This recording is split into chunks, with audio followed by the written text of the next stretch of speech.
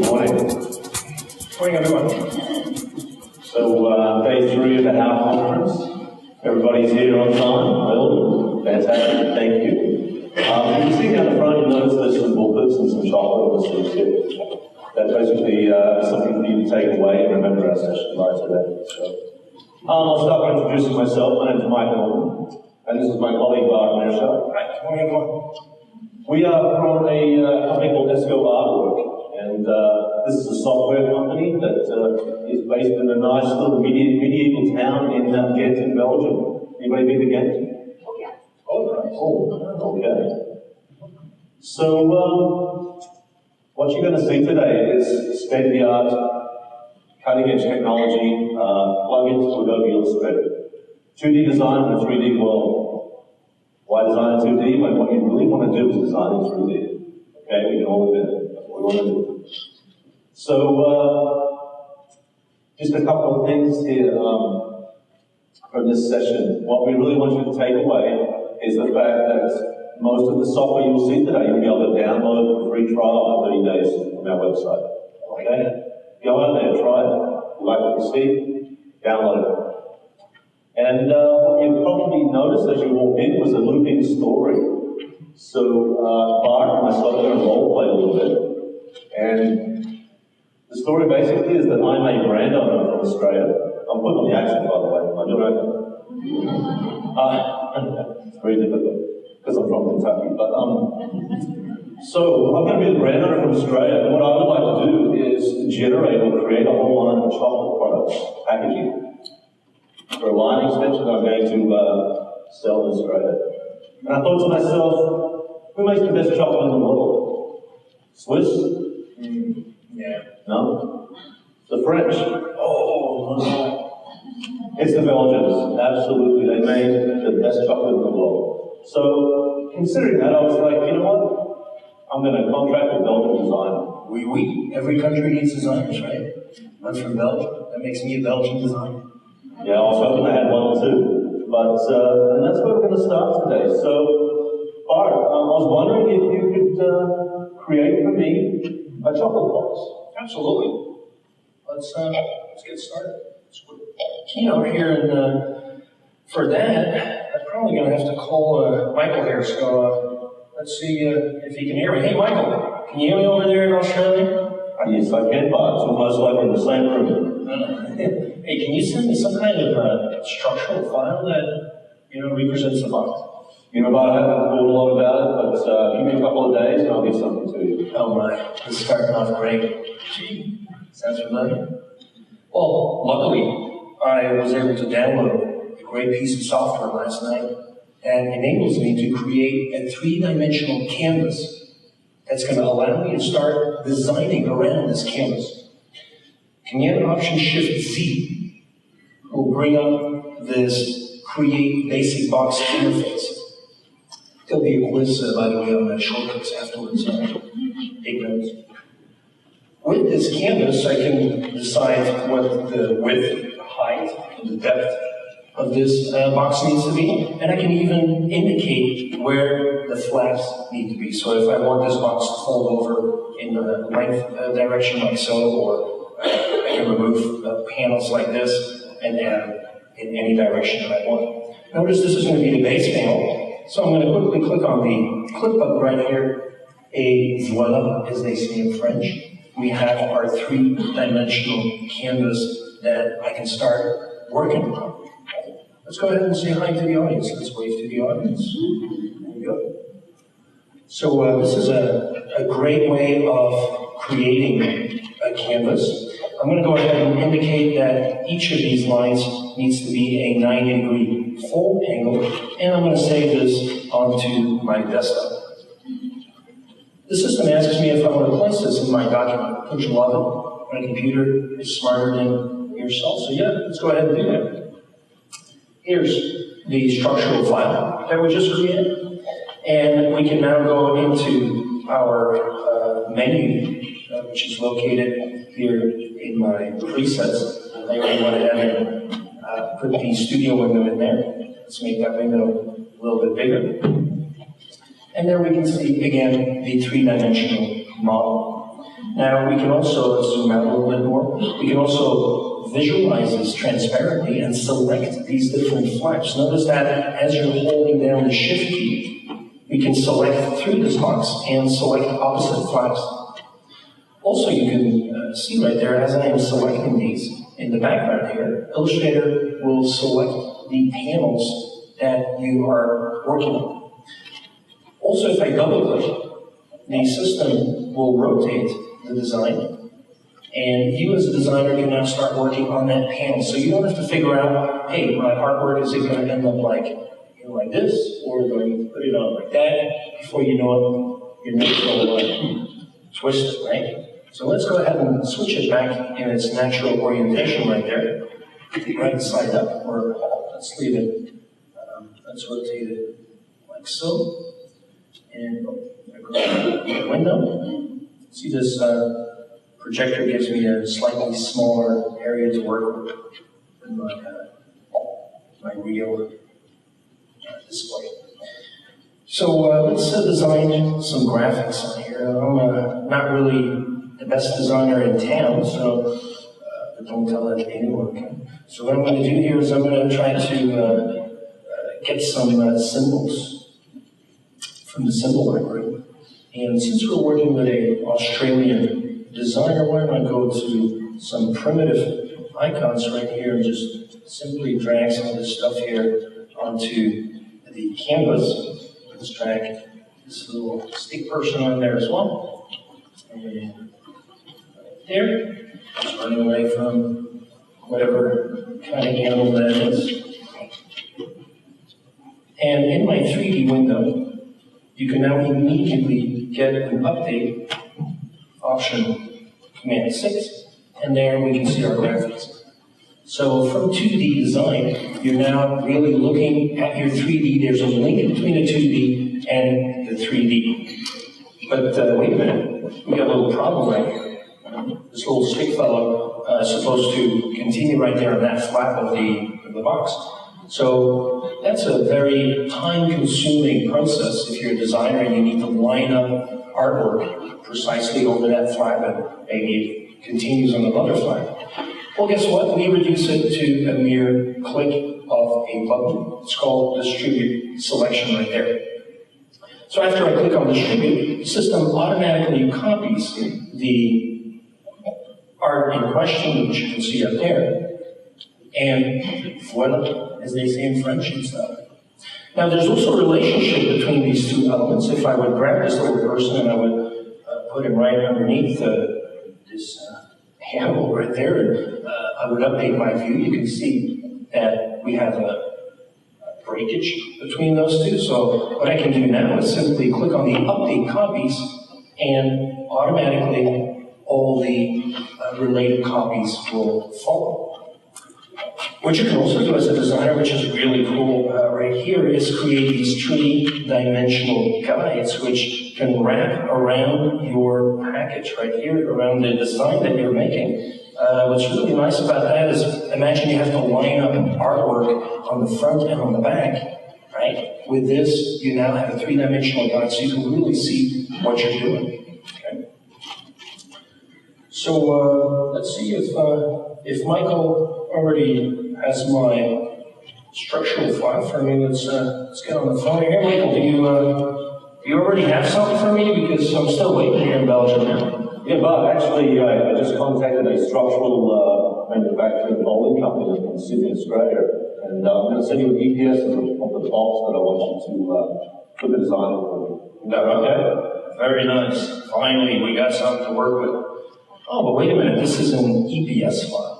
What am I going to do with an EPS file? I really need a structural file. An EPS file doesn't really have a lot of intelligence to it. But again, we have some really cool plugins right here, one called Fold, which allows me to indicate or add intelligence to these vectors right here inside Adobe Illustrator.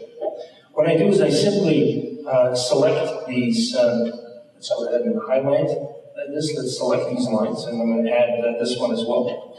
They are going to have to be a crease, so I simply fill that with a crease characteristic, and those two have to be cut. For those, I select all of them, and I can even check for double lines or gaps. You never know the stuff you get from Australia. You know, some of these lines might not be butting up, so the software will automatically bridge those gaps for you and make something that you can work with. No gaps found. Great. Let's click on the Fold button, which again will open up this window for me, this studio window, where now I can indicate the base panel.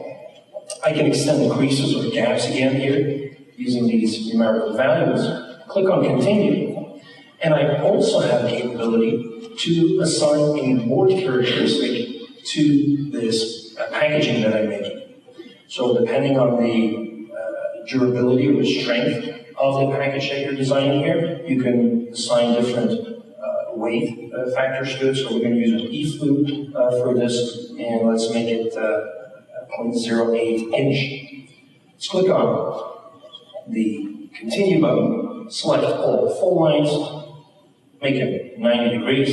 Right there, it looks pretty good, except for this little flap here. So we can indicate this flap and tuck it into the panel by getting it a 92 degree. So those two panels are not fighting with each other. Again, we save it onto the desktop, my favorite location, and place it into this document. Going back to the studio window, now I can see my design and I can start working with it. Now I can also, from this point, still go to my Fold Argus CAD file. So I can always go back to this, select these lines again, and indicate that, for example, I want to show my customer what this box looks like a little bit open. Okay? Again, if I would go back to the original file and overwrite this and replace it, you can see immediately the update here. And also notice that we can see this board characteristic right there. This corrugated structure is visible. Okay? So I am a very, very fast designer. I'm going to pull a little Martha Stewart on you here. I already put a cake in the oven this morning, and I think it's ready. I just heard that little bell of the oven indicating that it is ready. Let's go to our window here and update. There's my design. Here's my chocolate box, Yellow. Yellow chocolates, real Belgian chocolates. You can see here on the back side, I just put some icons right there. I have a barcode that I put in as well, and a nutrition fact table. So I think it's time to communicate this to Michael. Sending this to Michael, typically what you would do is you could make a JPEG of it or take a snapshot with the Shift 4 feature here, but we're going to show you that we can export this into any of these three different file formats. First one is TIFF image, which allows you to set the resolution. The second one is a PDF file, which is the option that I'm going to choose in a second. Because I'm not sure that in Australia they're that advanced and know what U3D is. I hope nobody has family members in Australia. I apologize. But let's go ahead and do a PDF with 3D design right here. Save this on the desktop and send this file to Michael. Hey, Michael. Can you hear me out there in Australia? Awesome. Hey, I just sent you a PDF file. Go ahead and open it. Okay, Bob. So I just got your email, and there's a PDF attachment here. So let's go ahead and open that. Wow, this design looks fantastic, Bob. And you told me this is just Adobe Acrobat Reader? Yeah, I believe we're in the full version, but you can open it over here. Oh, okay, fantastic. So, oh wow, it spins around in 3D. That's right. This is a great communication tool, Bob. I love it. I really like it. But you know, I've been thinking my brand extension here. I'm thinking that I might want to have some sort of a flexible chocolate candy wrapper. Can you do that for me? Can I do that? I'm a Belgian designer. Of course I can make a flexible package. And I'm going to be making a lot of money here on this Australian brand owner. Flexible packaging. We can surely do that, Michael. for that, we have a Studio Toolkit, which is a separate editor, which allows you to create that three-dimensional canvas that we made with the box. We're now going to make a three-dimensional canvas, but it's going to be a flexible design. To show you some of the characteristics or the possibilities of the Studio Toolkit for flexible, I'm going to start from let's say a diaper bag shape. As you can see, there's a lot of different shapes that you can start off from. Okay, for pillow bags, for example, for chips, gusset bags, pouches, quattro seals, or sachets. We're just going to start off with a diaper bag. My daughter's 6 years old. She outgrew diapers a long time ago, so I can't really remember the dimensions of a diaper bag, but let's just guess that 12-inch by 7-inch by, or let's do 12 by 12 by 7. How about that? Let's see what it looks like. As soon as I click on the next button, I also have the capability to put an object in here. We don't want to put chocolate into the diaper bag, but you could do that so that the diaper bag actually will be shaping according to that object in that bag. So it will really get a natural feel for what object is in that bag.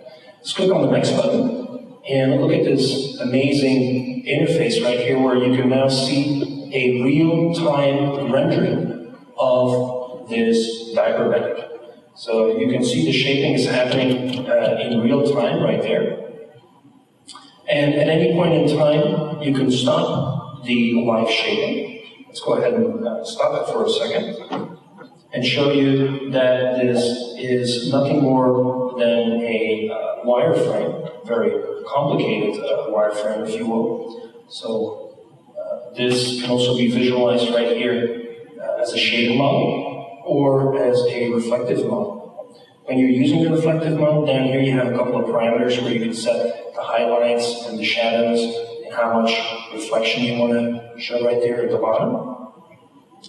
What's also pretty cool is the fact that you can really start tucking on this bag to give it the feel, the look and feel that you are wanting your customer to see. So very intuitive. You click and let's go ahead and click and drag right there. To tuck this in, click and drag right here, and click and drag right here on the top, and let's start this live shaping again. So you can see right here that the bag is now taking on the shape that I wanted it. What's also nice is the fact that you have the capability to add an image already to this design right here. So let's put a picture of a kangaroo on here. We can use this tool to position it right here and to rotate it. Yeah, position it a little bit better like so. Turn it. There. Is it true, Michael, that kangaroos drink beer in Australia? Actually, Bob, I only drink beer on Fridays after work. Oh, really?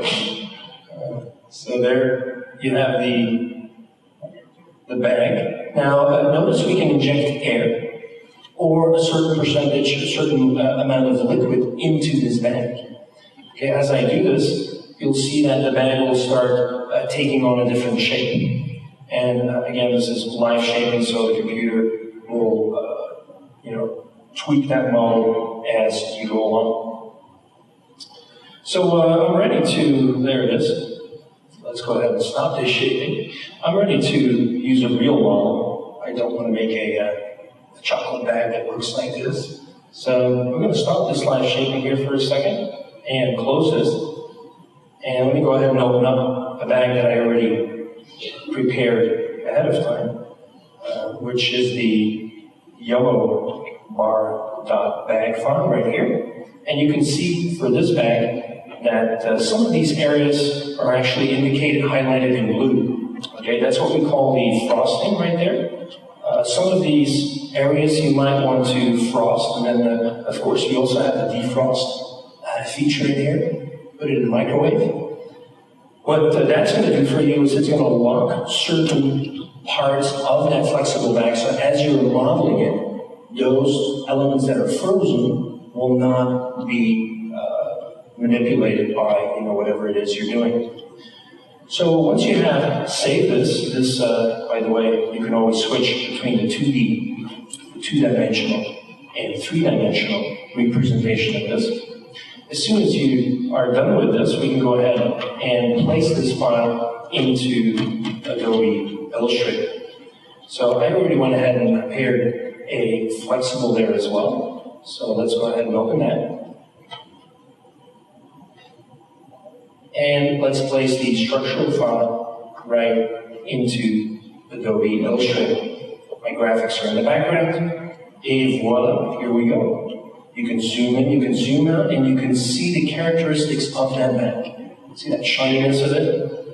So this is an amazing way for you to design in 3 dimensions. You know, instead of being confined to 2 dimensions with Adobe Illustrator. Let's go ahead and zoom in here a little bit. We have a little marketing message here. Consuming massive amounts of this product is proven to make you feel better. And I can also see a nutrition fact table right there. This nutrition fact table is also part of what we call our plugins. We have, the barcodes, which is located right there. They cover all the barcodes that you use in your day-to-day design life. It's very easy. They're dynamic and live. So they're not vectors, but they really have intelligence to them. And then we also have these dynamic barcodes, these tables, which all of our plugins, by the way, are located right here inside the esko-graphics menu. And the tables is located right there. So creating tables, you can start by picking any of these FDA-approved tables.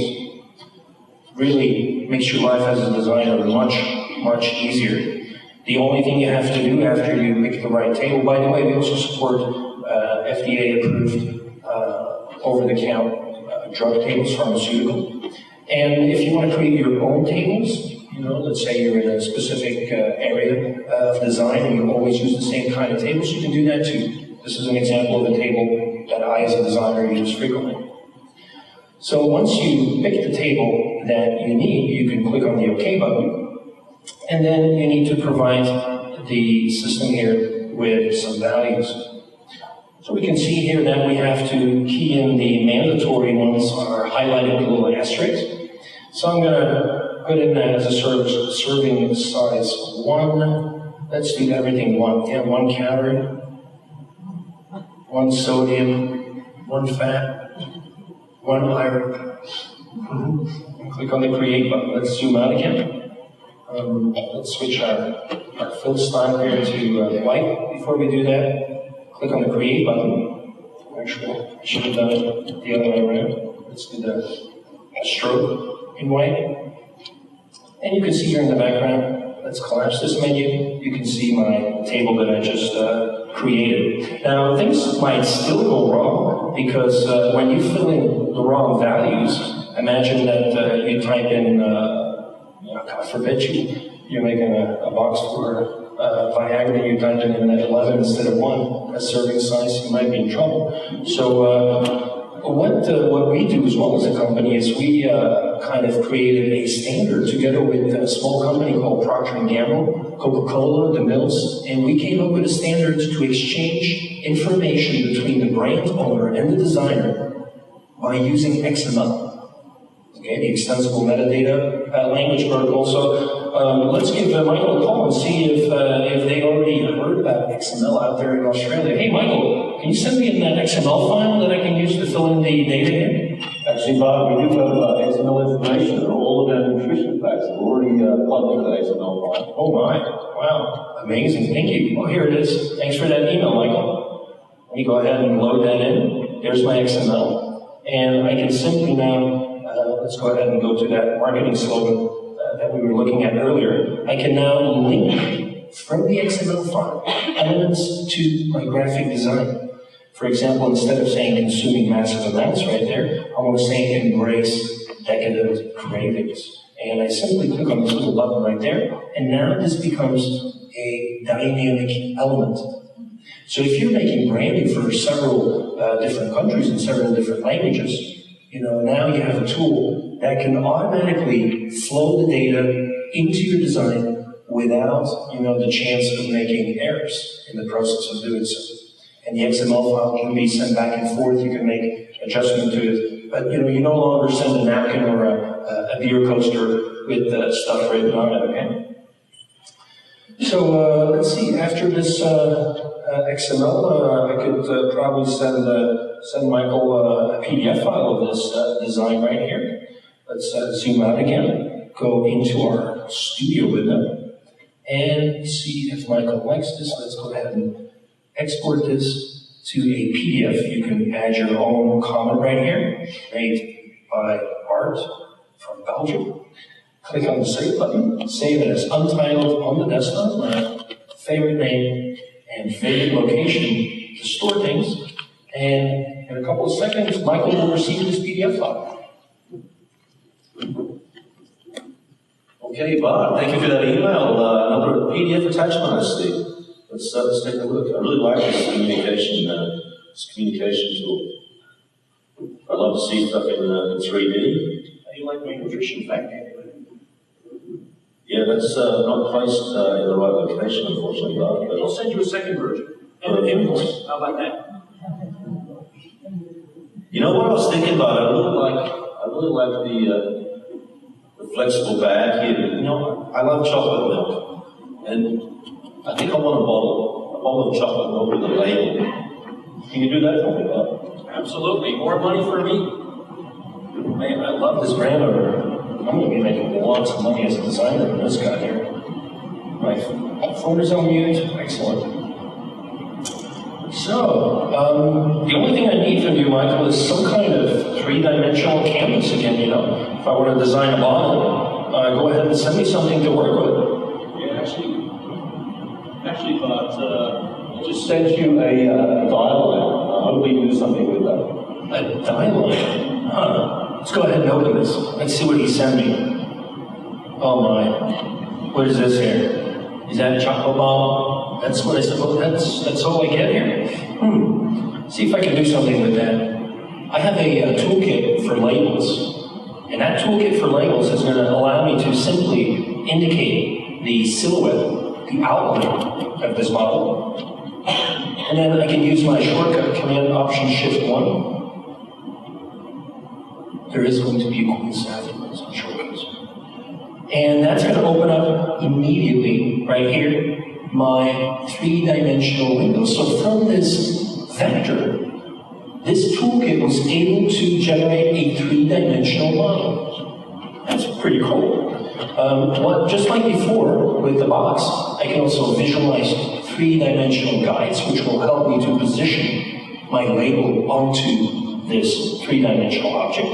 And I also noticed up here that the path consisted of three individual parts.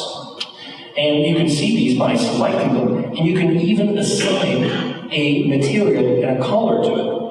So we're going to use some glossy plastic right there and chocolate milk. Let's see, let's do like a brownish color right there. The second part of the file is the little plastic ring right there, which is again going to be a matte plastic. And let's pick a white for that.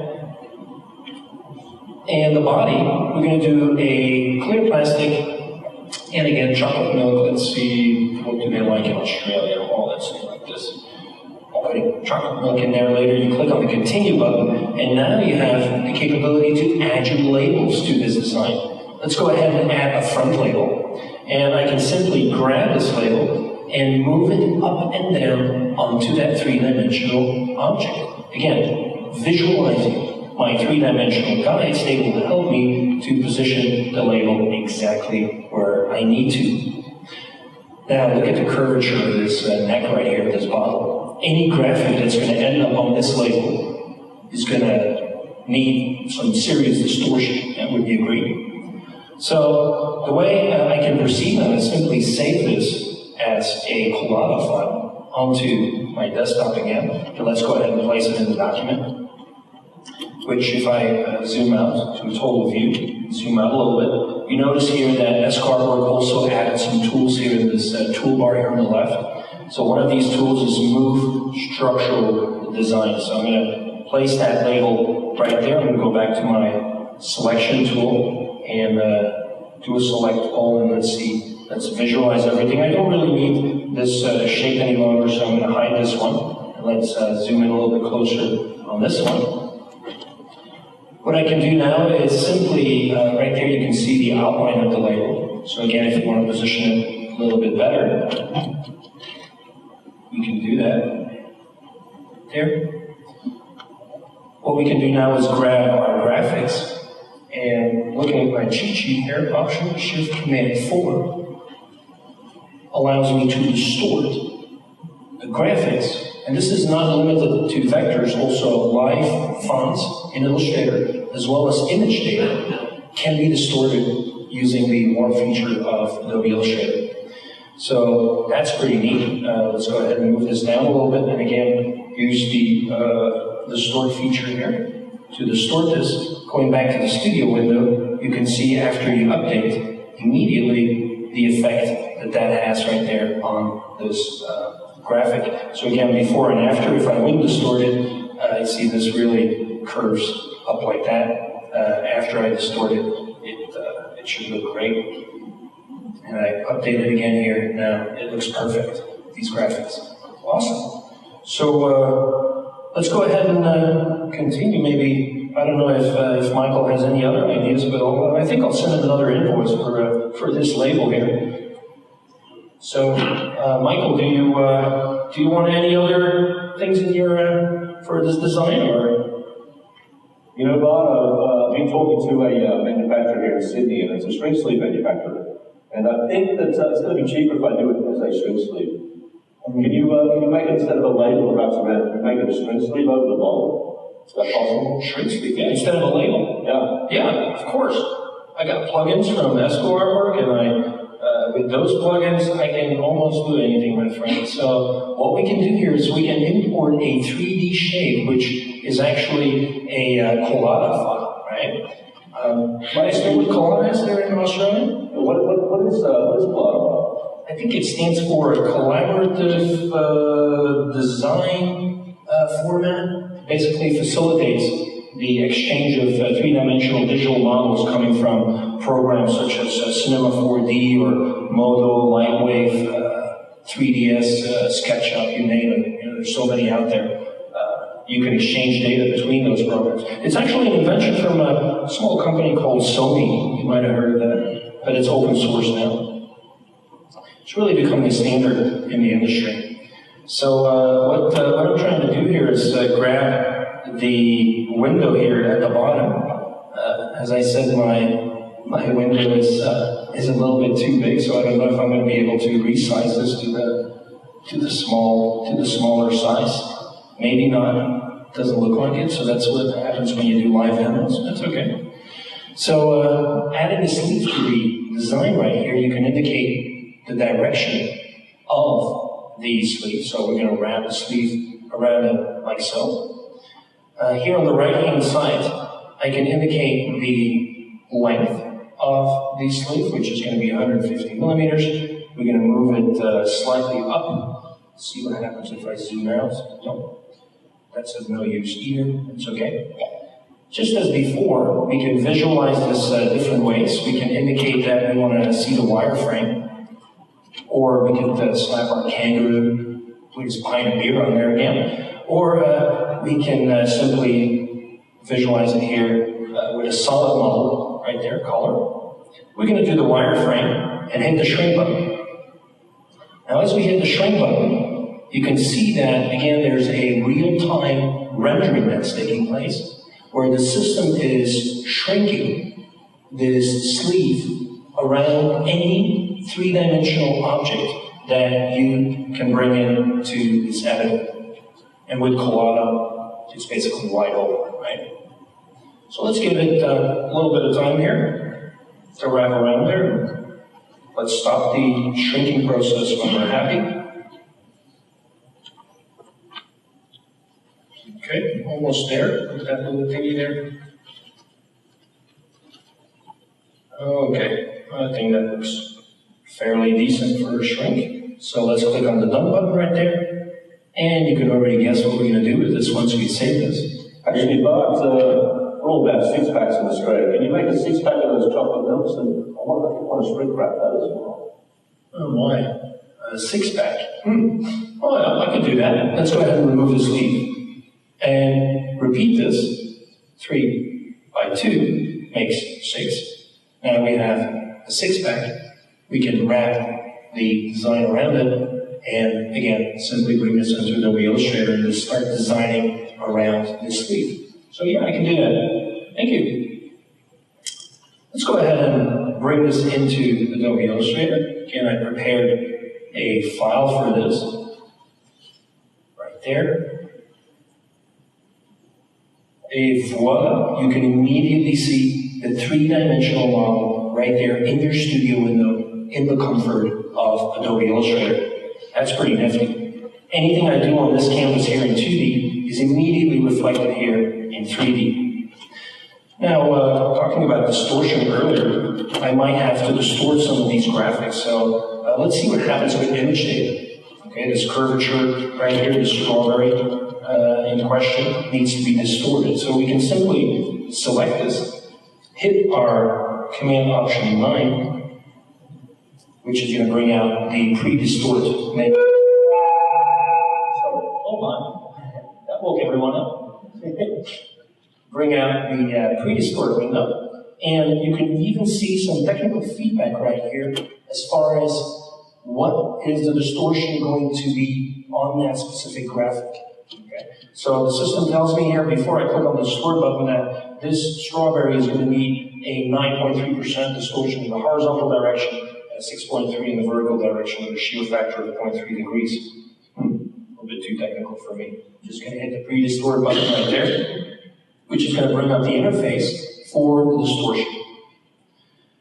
Pretty interesting interface because this is kind of related to what was said earlier in the opening speech here at the How convention. You know, think outside the box, think different. These objects, finally, the stuff that you design right here is going to end up on a shelf maybe in a supermarket. Okay, depending on the shelf space that it's going to end up, if it's prime shelf space, which is more expensive, your final product, whatever it may be, will be observed by the final consumer under a certain angle. Okay, the consumer is walking through the aisle, observing the object in question, and might purchase that. So if you find objects all the way at the bottom of a shelf, you might have to distort these objects differently. So your consumer might be looking at your object actually like this as opposed to like that, depending on where it is on the shelf. Look at the view angle, which is visualized right there. So this viewing angle right here will be taken into account, if you wanted to, when you are performing the distortion, and that can be done right here from select from preview. Or you could select here from the different styles and different strengths of distortion, and then simply hit the OK button. As soon as you do that, the object in question is now distorted. Might actually be this one right here, and we can continue with other objects. So if I take the nutrition fact table, again, I would do this and click on the OK button here. We now distorted this object as well. The studio window will show me, after I update, will show me a perfect view of what this looks like. So again, I can make, if I want to, I can make a PDF file. Let's go ahead and send Michael this PDF file and export it. But I'm hoping that he's going to be okay with this, because I overheard him say something about, you know, having to visualize gold foils and all this and that. So let's go ahead and save it on the desktop. That's untitled. Give it a second to open and send this to Michael. Hey, Michael, there's another PDF coming your way. Thank you, Bob. So let's take a look at this. So this is the chocolate milk. It's great. I like the fact that I can zoom in and zoom out. Wow, in the bottle. Actually in the bottle. Genie in the bottle, yeah. It's great. But you know, Bob, I've been thinking, I really want a higher resolution. I want to be able to use these in some marketing and advertisement campaigns. Is there a way to step it up a notch and show me some, you know, maybe some holographics or some, you know, foils or something like that? That also be absolutely, my friend. Keep it watching the Food Network a little bit too much. They're kicking up a notch. Only Emerald can say that, my friend. So let's go ahead and close this. If you want to kick it up a notch, we have the software for you. It's an amazing standalone product, both for Mac and PC. So this is not a plugin for Adobe Illustrator. This is a standalone, very, very powerful program that's called Visualizer. So let's go ahead and start it up here on the bottom. My tray, I got a shortcut right there. This program does come with a disclaimer. So for any children here under the age of 18 in the audience, do not attempt this at home. This could melt your graphic board. It needs a very strong graphic processor. So that's my disclaimer in case something goes wrong here on my MacBook Pro. Let's go ahead and proceed with that. Start up Visualizer. And what's unique about Visualizer is that you can position your final product in a retail store with a real lighting environment. Okay, so let's go for a yellow drink right there. Save that. Let's give it a second to open. You'll see that the model is preparing, and the way that I send the model from Illustrator into Visualizer is by means of a simple PDF file. You can already tell a huge difference with the image that you saw earlier in the studio window in Illustrator. This is, I think Emerald would agree with this.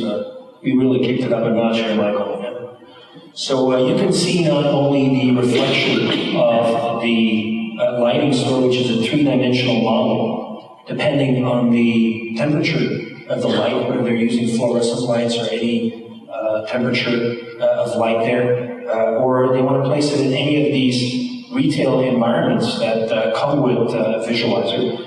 You can do that by changing out the environment to an airport, DVD store. Maybe you're designing a greeting card, a hillside, office, outside, supermarket, food, wine, warehouse, whatever, wherever you want your customer to see this model. I don't have to send this as a PDF because it comes with a standalone viewer, just like Acrobat Reader, free of charge. So you can send this entire thing that we're looking at right here to your customer, and they can see it in the standalone Visualizer viewer. Okay? Changing any of these things here inside Studio Visualizer, I can do by selecting the layer in question. Let's say that I have some gold metallic ink right here, but I would like to change that. Let's go ahead and open up the library of finishes. There's a whole bunch of different possibilities in here. As you can see, we got all our fluorescent, we got varnishes, laminations, foils, like hot stamp gold or silver. We have embossing, crease, and die cut, especially like metallic flitters or chrome. Pantone, of course, the whole Pantone library is in here, as well as the new Pantone Go. Or Goo. There's an E behind there. Staccato, metal effects, curves, lighting, diffraction foils for holographic, Fujifilm, Ecker, and we recently added Chromolux, which is a vendor, I believe, from Norway. So what we're going to do here, I think Michael wanted me to put some diffraction foils on here, so let's go ahead and pick a neon for that one. We can set the stamping pressure. We can also still overrule the artwork that we want to assign this to, or load a third-party file in here. So you're not limited to the graphics inside your design. You can add other graphics and then change those graphics to whatever finish that you need. I'm happy with the original selection, so I'm just going to click on the Finish button. And then you'll see the progress bar here down at the bottom, where the system now swaps out the finish that I had earlier for my new finish. Zooming in on that model and panning down a little bit, you can see now that that little foil, that effect that foil has on there.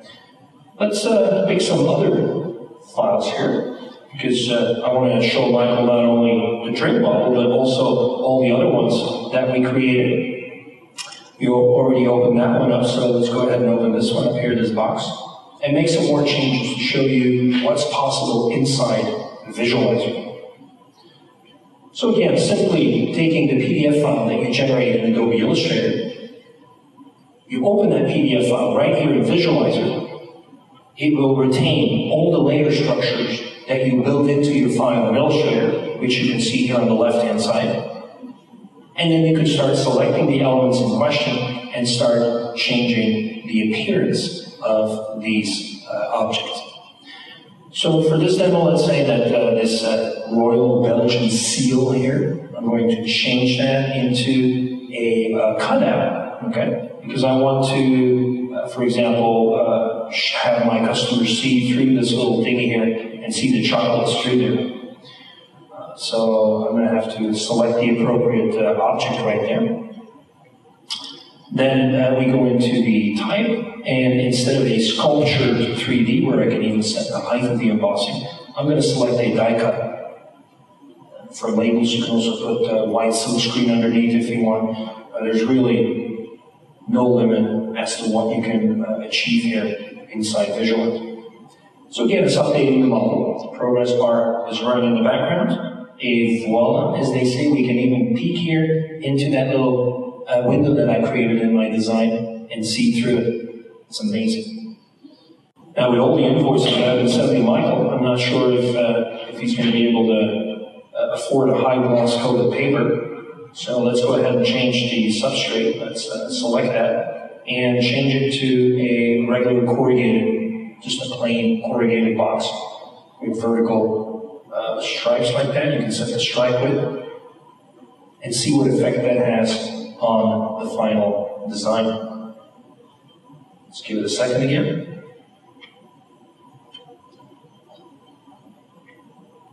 There you go. So going back to the full screen mode, you can see the corrugated structure, and you can even see the debossing, because these chocolates here on the back were embossed. So if I peek through this hole right here, you can see the debossing effect on the inside of the box.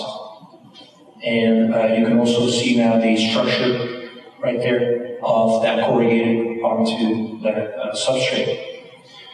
Now, in this case, I mentioned that PDF would not be able to show all these finishes. So I already mentioned the free standalone viewer.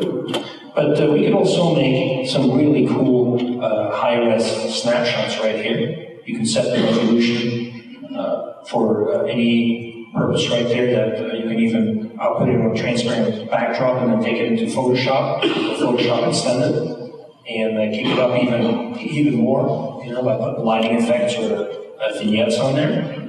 Or we could create a movie sequence.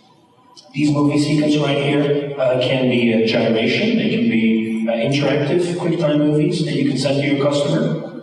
Or if, God forbid, your customer is using a PC, then you could go ahead and convert those movies to, what are those guys using, AVI or something, I think it is, instead of MOV. So, you know, you convert it to AVI. Nothing prohibits you to put this on your website or include this as promotional material, you know, for magazine advertisements, for example.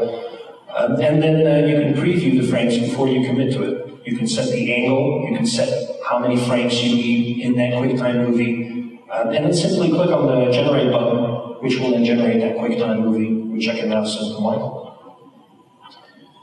So with that, we have covered quite a few different topics. So here again is an example of such a movie. Maybe a little bit heavier on file size than a PDF file, of course. But again, I can include this in an email or send this through FTP to Michael. So we've covered quite a few topics here in our presentation. The first one was Studio Toolkit for boxes, where we saw that we have the capability to generate, you know, three-dimensional canvases and work off of those canvases. The second one we saw was where we took labels, and actually flexible, where we made the bag with the flexible, and I was able to generate a chocolate pouch for flexible. Then we went into the labels, where we saw that Michael sent me just a silhouette, an outline of a bottle, but I was able to generate labels and put those on there, and again generate a PDF. Then he kicked it up a notch, and he wanted to shrink. So we had the shrink sleeve editor, where I can shrink around my 3D model, any model that you can think of. And then last but not least, the ultimate is Studio Visualizer, where you can really generate any three-dimensional view of the topic that you're designing around. What's important for you to remember again is the fact that most of the stuff is available 30-day free trial downloads. Just simply go to esko-graphics. There's a store right there. You can download it, try it out, give it a spin, you know. If you like it, if you think there's value for you as a designer, then we succeeded in our goals. So I hope you enjoyed our presentation. Thank you, Michael. That's the mile